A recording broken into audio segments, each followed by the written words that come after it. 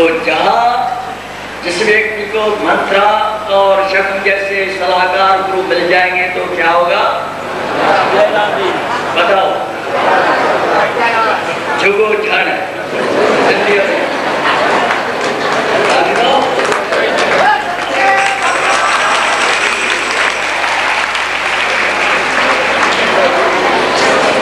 तो इसलिए सत्संग एक अजीब वस्तु है जिसे अभी हम समझ नहीं पा रहे, मजाक में उड़ा देते हैं। सत्संग की परिभाषा ये नहीं होती, सत्संग की परिभाषा ये नहीं मजाक में उड़ा दिया जाए, ऐसा नहीं। दुकान पर बैठे हैं ना, दुकानदार के 2-4 दोस्त आ जाए दुकान पे तो तोते मित्र होते हैं, दुकान पे आ जाए और आपस में मजाक करते रहे तो दुकानदार बैठे देगा और नहीं? दुकान सभी है ना। ऐसा कोई दुकान 2-4 लोग आकर के वहाँ टशा मशा लगाए, इधर बातें करें तो दुकानदार बैठे देगा उनको? है भी उनके दोस्त मित्र है, फिर भी क्यों नहीं बैठ देता? बताएंगे? ये अपने घर की बात, बाहर की नहीं है। क्यों नहीं बैठ देगा? जब दुकानदार है तो हमें सत्संग में उन लोगों की आवश्यकता, बैठे क्यों नहीं? बताओ। एक व्यवहार में उनको नहीं बैठाया जा सकता तो सत्संग में बैठा जाए तो एक आपसे बात है, नहीं है? दिल से लगती है, चुभती है कि नहीं?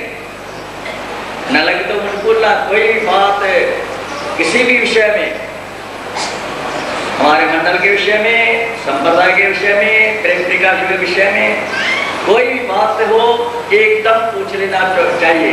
और मेरी तरफ से सबको छूट है, कभी भी किसी समय भी कोई भी बात पूछे तो कोई हर्ज नहीं, कोई बुरा नहीं मुझे लगेगा। हर बात का जवाब होना चाहिए। तो पूछ सकते बिना किसी भय के, बिना संकोच के, बिना भ्रम के, बिना किसी कारण को लेकर के कोई बात पूछ सकते हैं। तो बात चुभती है कि नहीं? चुभ जाती है। तो सत्संग में कुछ चीज ही है, ऐसी है जो सबके दिमाग में ठहरती नहीं। ठहरेगी क्यों? जब हम बताएं तब तो ठहरेगी। राम कहता प्रभु आप कह रहे मुझे समझ में बातें नहीं आती, तो छोड़ दिया तूने? बेटा जाता है, बच्चा जाता है स्कूल पढ़ने, ABC का का तो का ए बी लिखता रहता सारा दिन, टेढ़े मेढ़े आड़े टेढ़े अक्षर लिखता रहता है। तंग होता है? कितनी बार लिखा होगा आपका और उसने कितनी बार लिखा होगा? कोई अंदाजा नहीं। अगर बच्चा चाहता मुझे लिखना ही नहीं आता तो आगे बढ़ेगा? बढ़ेगा? नहीं बढ़ेगा। तो यहाँ भी ऐसी बातें हैं, यहाँ भी ऐसी बातें हैं जो हम दंग होकर के छोड़ देंगे तो हमारा लक्ष्य चूक जाएगा, फिर पहुंचना संभव नहीं है ना। संभव नहीं। तो सत्संग ऐसी चीज है, हर बात को तोल रखे के धर देते हैं। तोल होती है यहाँ पर सोने की, पत्थर कोयले की तोल नहीं होती ना। पत्थर कोयला तोलने पर क्या होता है, मट्टी तोलने पर 10 किलो इधर भारी हो गया, कोई बात नहीं, जाने। लेकिन सोना तोलने में दिमाग लगाना पड़ता है, ध्यान देना पड़ता है कि एक रत्ती बढ़ गई तो हीरो की तोल ज्यादा बढ़ गई तो, और कोयले की तोल चाहे 10 किलो बढ़ गया तो कोई बढ़ गया, कोई बात। पत्थर की तोल में कोई बढ़ गया 1 मन तो कोई बात है। तो जैसी चीज वैसा मूल्य वैसी तोल, तो यह सत्य की तोल हो रही है।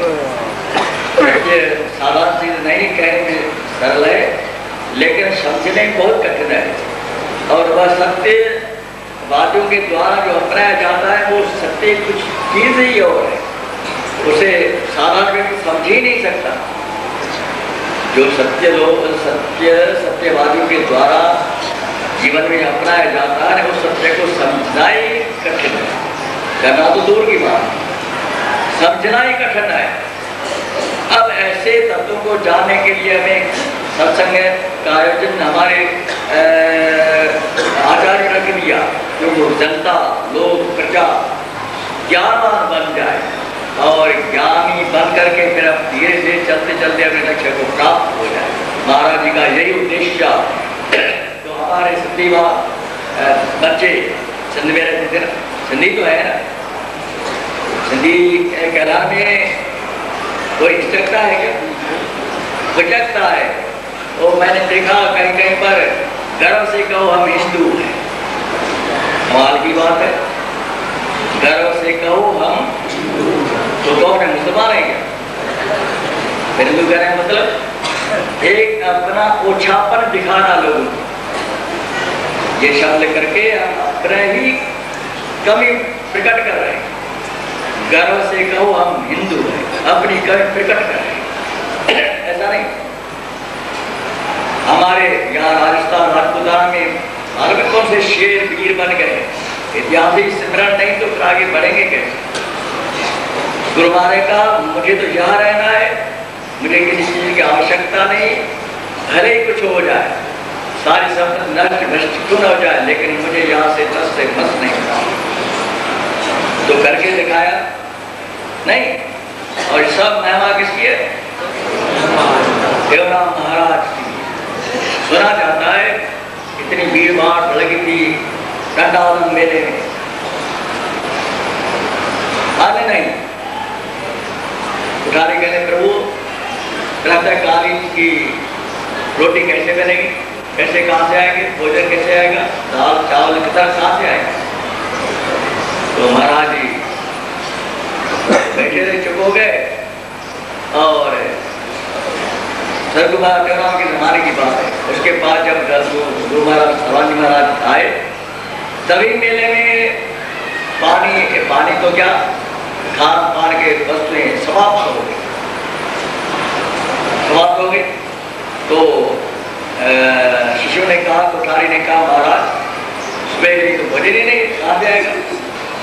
बोला आए ना आए, मेरा मेला तो है नहीं। भोजन आए या ना आए, भोजन सामग्री आए या ना आए, मेरा तो मेला है नहीं। मेरा हो तो मैं चिंता कर, जिसका मेला है वो अपने आप लाएगा, मेरा मेला है। अब ये है मैं मेरा को छोड़ दे, मेरा है, मैं कह रहा हूँ ये सब मेरे लिए इकट्ठे हो रहे हैं, तो फिर कर दो। मेरा मेला तो है नहीं, जो मैं चिंता करूँ, मैं ज़्यादा जाग करके महाराज को शिकायत कर दूंगा, बता दूंगा पूरी स्थिति। जैसे भारत सुना हुआ, जमीन के लिए बैठ रहा था, जगह आते सिंगापुर के सामने जो खड़ा रखी थी, रात भर का दिन भर का ब्यौरा दे करके आज ये हुआ, आज ये यार, कल ये करना, ये कल सब पूरी समस्या बता देते थे। खड़ा हूँ जैसे सरल महाराज जी पूरी समस्याओं का ब्यौरा महाराज को दिया करते। मंदिर में आ कौन? वो तो ब्रह्म लोग चले गए, तो किसको सुनाते थे? सुनते हैं ना। तो किसी ने कहा, एक प्रेमी था नागपुर का, तुम्हारा कहने कि देखो रात भर नहीं आया तो हम दोनों भाग चलेंगे। गुरु जाने गुरु की गंदा, हमें क्या है? प्रभुदास कराची का हिंगोरा रात भर में आया तो आया, नहीं तो भाग चलेंगे। आधी रात को उनके बच्चे छोटे थे ना, वो दरवाजे बैठ गए, देखने लगे, सोचने लगे थे मेरे पिताजी कैसे भागते हैं, हम भी देख लें। बच्चों को तमाशा होता है, बच्चों को तमाशा लगता है, देखे बाप पिताजी कैसे भागते हैं, हम भी देख लें। तो प्रातःकाल आधी रात हुआ, 10-20 गाड़ियाँ पहुँच के टेव भक्त कहाँ है, पुकारने लगे जोर जोर से। तो बच्चे जो तार में बैठे थे ना, इंतजार में बेजाग पड़े, देखा गाड़ी आगे, भागे अपने पिता के पास। चलो गए, गाड़ी आ गई, फिर पहुंच गए। बोला किसने? बोला टेव भक्त ने भेजा। टेव भक्त ने भेजने वाला भी टेवराम, लेने वाला भी टेवराम। जहाँ भी ऐसा हुआ, मैंने कल पर देखा तो लारियां भर के लाए थे नाच की। मैंने किसने बोल भेजा है? बोला टेवराम। भेजने वाला भी भाई।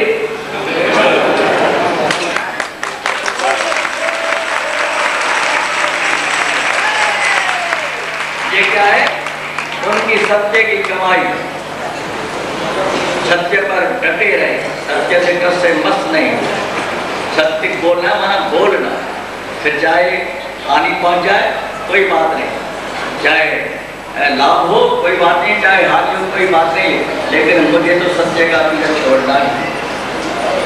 छोड़ा है किसे मांगे, मांगने का सवाल नहीं। हमारे आश्रम में मांगा नहीं जाता, ना यूं भी पकड़ा जाता है और सिद्धो सिद्धो, इसे कहते हैं भीख मांगना। एक चोरी एक चोरी, एक चोरी एक चोरी, जबरन पैसे मांगना, उल्टा सीधा मांगना, किसी को फंसा करके मांगना, धोखा दे करके पैसा लेना। यहाँ पत्रिका से पैसा नहीं, वो घेरा तक नहीं मांगी, तुम घेरा बोलिए घेरा तो महाराज का वो जान का काम है, देखे तो खाएंगे नहीं तो बैठे रहेंगे, लेकिन तो ठेला लगेगा नहीं तो बस फिटिंग आराम सबसे बड़ी चीज है। तो यहाँ भी ऐसा, यहाँ भी ऐसी बात। तो ये सारा जो कुछ दिखाई पड़ रहा है, ये सब उनकी महत्ता महिमा, इसे भूल जाएंगे तो हम कहाँ के नहीं रह पाएंगे।